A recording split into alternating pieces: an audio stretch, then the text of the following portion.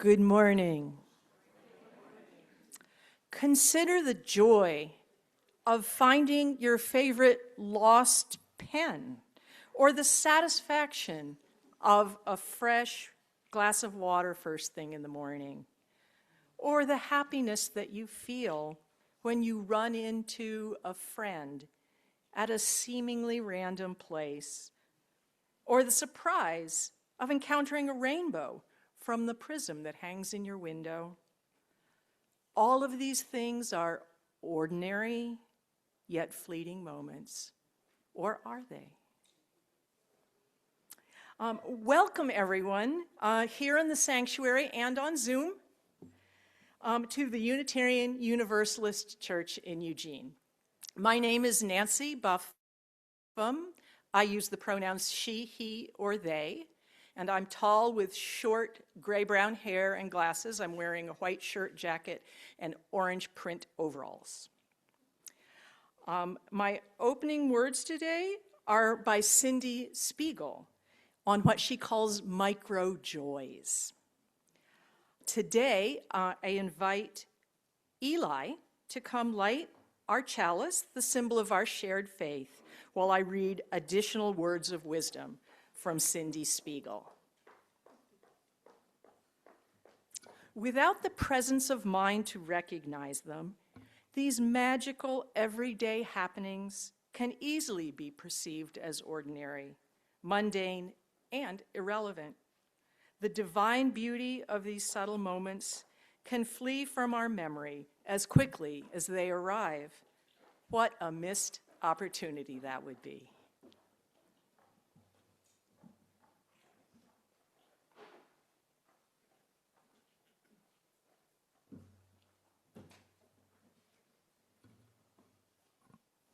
Good morning, everyone. My name is Poppy Lockridge, and I am your worship leader today. I am accustomed to she, her pronouns, and if a description helps you, I am a middle-height, middle-aged white woman with very short, graying, curly hair, and I'm wearing my favorite green and white printed blouse this morning. When we rest, when we play, when we laugh together, we're not turning away from liberation. We are living its promise. That pause opens new imaginative space. It refreshes our capacity to dream and to risk. And in doing so, we embrace the possibility of a world where joy itself is part of justice.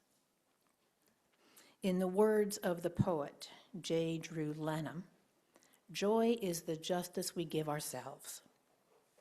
Gather up all of your strands of attention, the things you have left open, and draw them to you as we celebrate tending to our own sweet selves. Breathe in community as we sit side by side, elbow to elbow. Come. Let us worship together. Tea by Leila Shati. 5 times a day, I make tea. I do this because I like the warmth in my hands. I like the feeling of self-directed kindness. I'm not used to it, warmth and kindness both. So I create my own when I can. It's easy. You just pour water into a kettle and turn the knob and listen for the scream.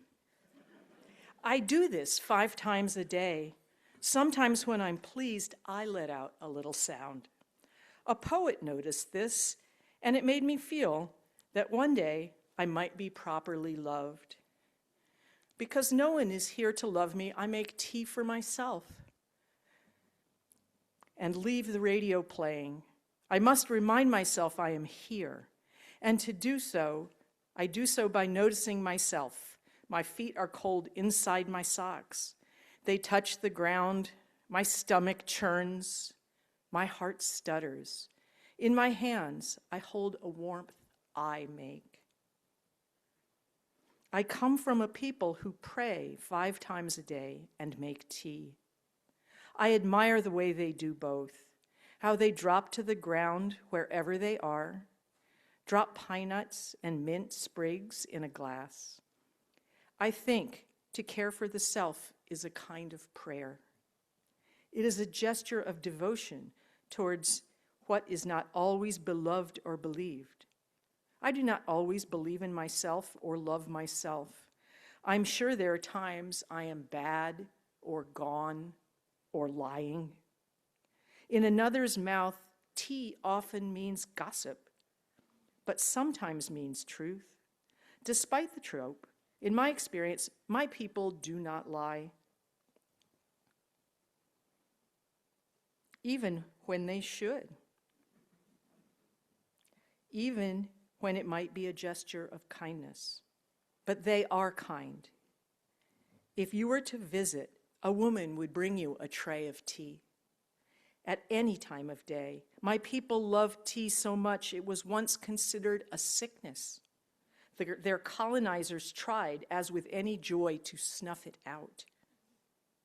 They feared a love so strong it might sell or kill their other loves for leaves and sugar.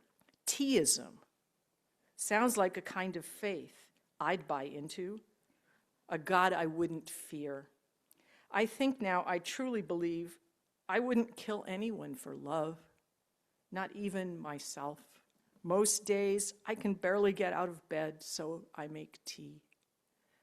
I stand at the window while I wait. My feet are cold and the radio plays little sounds. I do the small thing I know how to do to care for myself. I am trying to notice joy, which means survive. I do this all day and then the next. I don't know about you, but I know I end up finding myself chanting that during long weeks when I need to be reminded. I'm going to ask you to help me this morning with an embodied meditation. I'm going to lead it off with just a simple clap. So if you'll clap with me.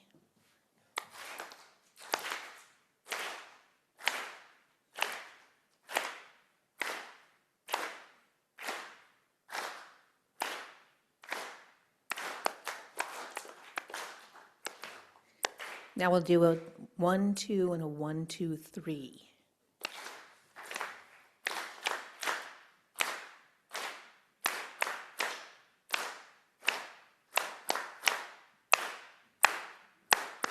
Okay, now keep clapping, and we're going to add some sound to it. So on the 1, 2, give me a ho, ho. Ho, ho. Ho, ho. Ho, ho. Now add a ha, ha, ha to the 3.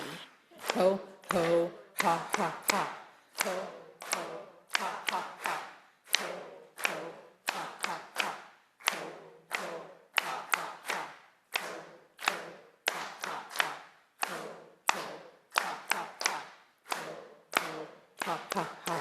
Now let's back that off. We'll drop the ha and leave the ho.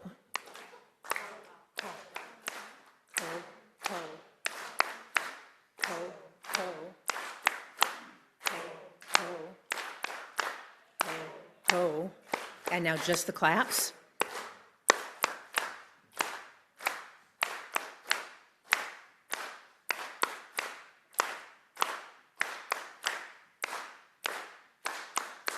And then back to the simple pace.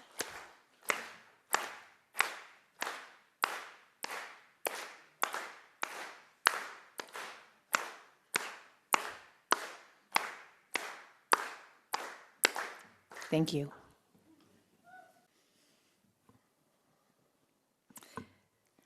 Ten years ago, as I was getting to know this congregation, life looked different. I was then just a year past a major health scare. We were slogging our way through the resulting medical bills, and my husband had just lost his second job in less than 12 months. It was a hard spring that year. I came here and I wept through service more than once. And here I found people who noticed and cared. We were all 10 years younger then. We hadn't yet been through a pandemic together, and we still had some of our beloved ancestors with us. Only some of us knew in their bones how dystopian the future could look, what with the abductions of our neighbors and authorities stripping our loved ones of their rights and their identities. How are we to live in the world, this world where the horrors persist and so do we? Traditionally, we have looked towards the future, holding the hope of a promised land where justice is the norm ahead of us. The Reverend Dr. Rebecca Ann Parker gives us another idea, though, one which might seem better suited to the times we are in. We need to see ourselves, she says, as people living in the aftermath of cataclysmic violence, rather than as people awaiting the overthrow of the present world order and the birth of the new. So here it is, a decade later, and here we are, living in the aftermath of cataclysms. Life looks more full now with less free time. As I've become part of this church, I've accepted a share of responsibility for making sure it functions, as have you.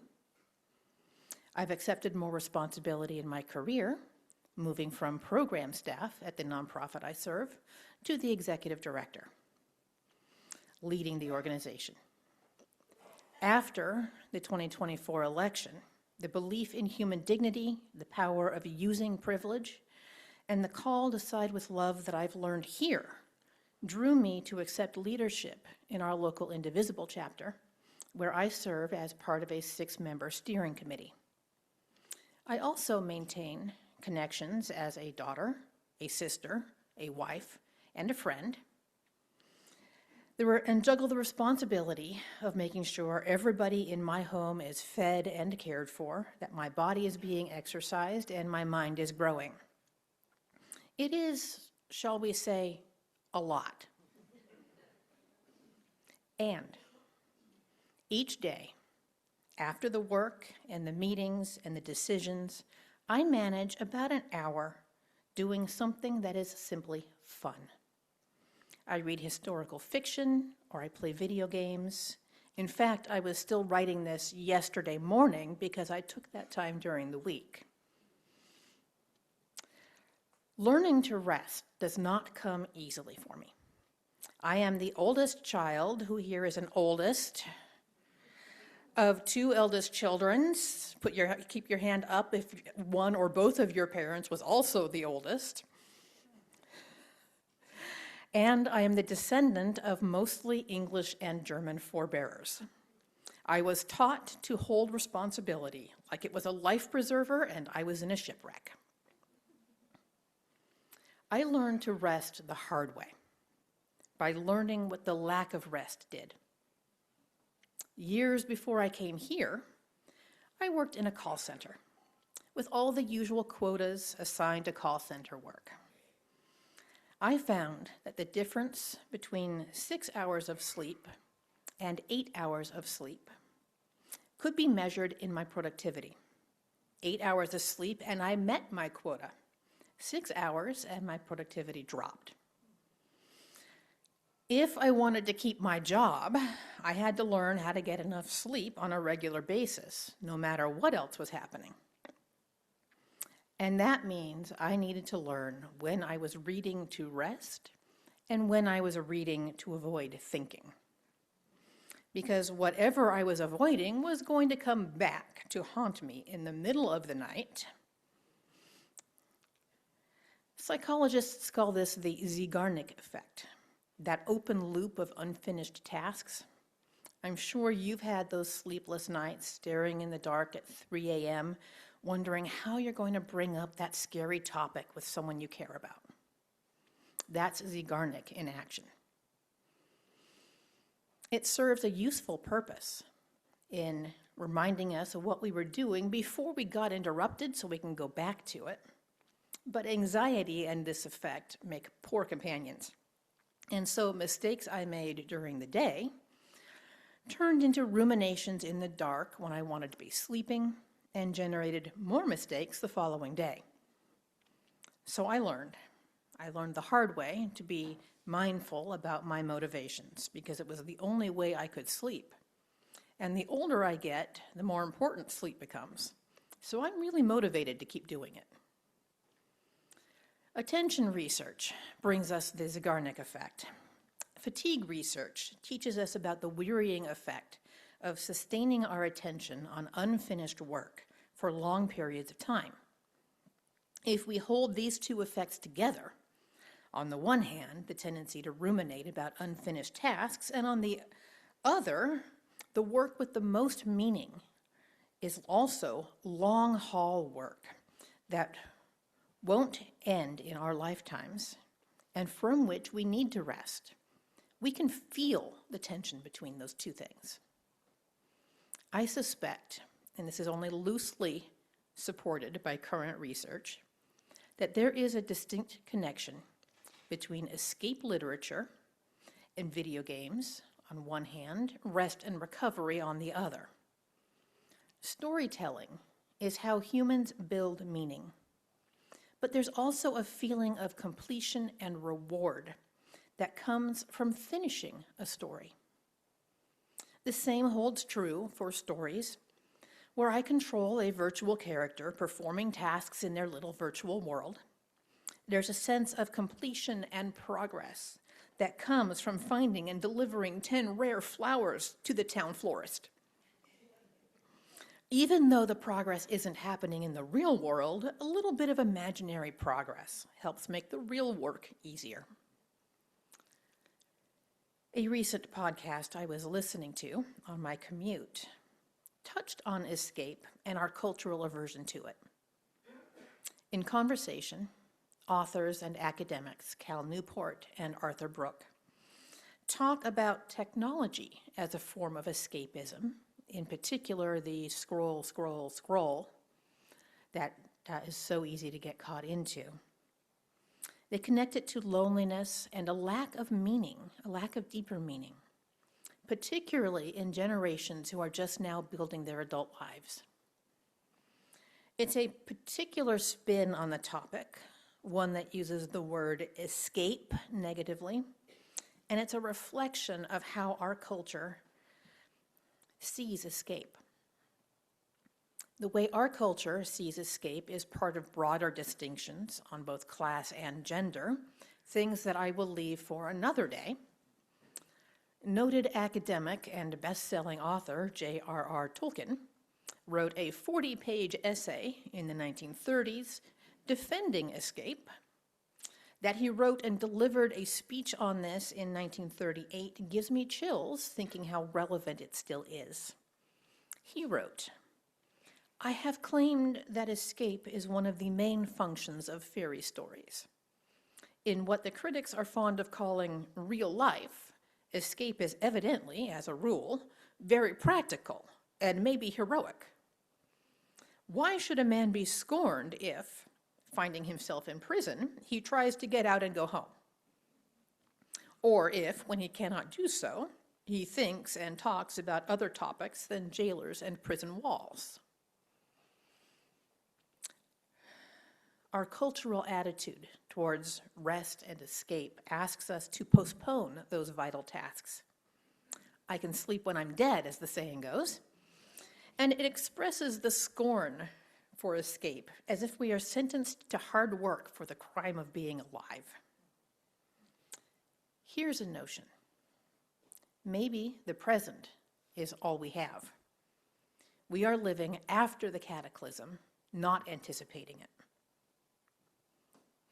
We have already reached the promised land, and we brought our baggage right along with us, so of course it's not the shiny paradise we thought we were heading to.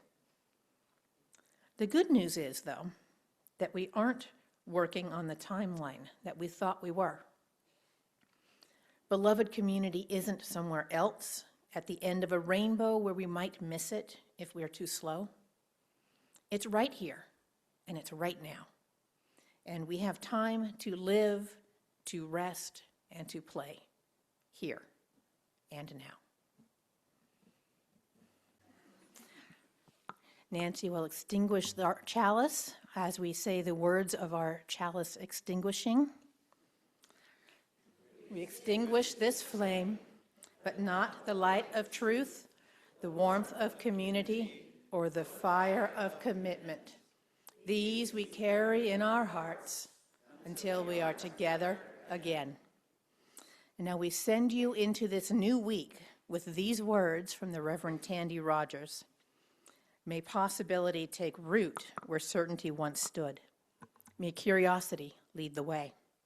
May you loosen your grip, open your hands, and find that something unexpected is already unfolding.